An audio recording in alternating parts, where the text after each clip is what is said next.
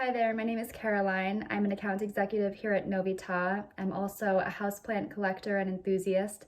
So today I'm going to be sharing 4 tips on how to care for and decorate with houseplants. So my first tip has to do with watering, and it might come as a shock to some people to know that one of the easiest ways to kill a houseplant is by giving it too much water, because once the roots get waterlogged and once they've been sitting in water for too long, they actually start to rot. And once they rot, they can't actually absorb any more water. So I would always err on the side of underwatering versus overwatering. In my experience, it's a lot easier for plants to bounce back from periods of drought versus from overwatering.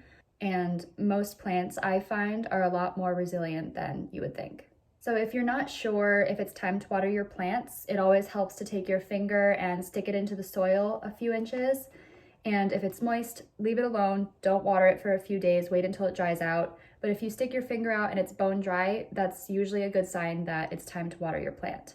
You can also invest in one of these handy moisture probes that you just stick into the soil a few inches, and it tells you whether the soil is dry, moist, or wet.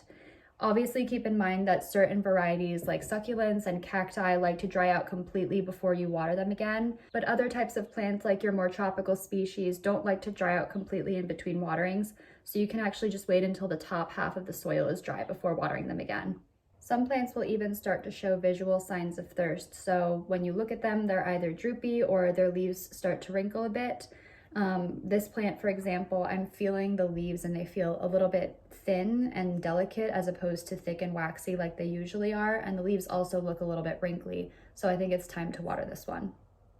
With a lot of my plants, actually, I can just tell that they need water just by looking at them. This one always gets a little bit droopy and wrinkly when it's time to get watered, so does this one. So it's really just a matter of paying attention to your plants, and the more experience you get, the easier it is to tell. So tip number 2 has to do with propagation. Now, if you're anything like me, when I first started my houseplant journey, I had no idea that it was so easy to create new plants from older plants. With so many plants, you can just snip them off right below the node, which is basically a little knobby part on the stem right below where the leaf comes out. You take that cutting, you stick it in some water or some sphagnum moss, and after a couple of weeks, you'll have brand new roots. And then once the roots become a couple of inches long, you can pot that up into some regular potting soil and you have a brand new plant. So tip number 3 is about decorating with houseplants. I think that houseplants are so beautiful, and some of them are very sculptural and almost even architectural in form, kind of like this Sansevieria cylindrica boncle that I have sitting on my windowsill here. I love decorating with houseplants, and I treat them almost like a piece of art or a design element.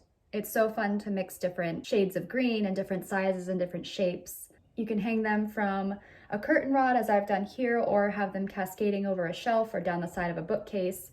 I mean, the possibilities are truly endless, and that's why I think it's so much fun.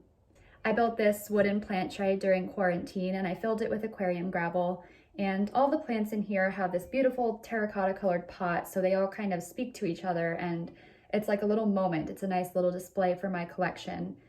I find it really fun to experiment with different arrangements and figure out which plants look nice grouped together and which plants are funky and unique enough to kind of stand on their own as a statement piece. So my last tip might sound kind of funny, but it's just to spend time with your plants.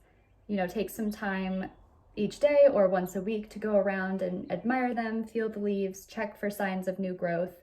And, you know, not only does this give you the opportunity to check for any damage or pest control or anything like that, but it also, I promise, will do wonders for your mental well-being.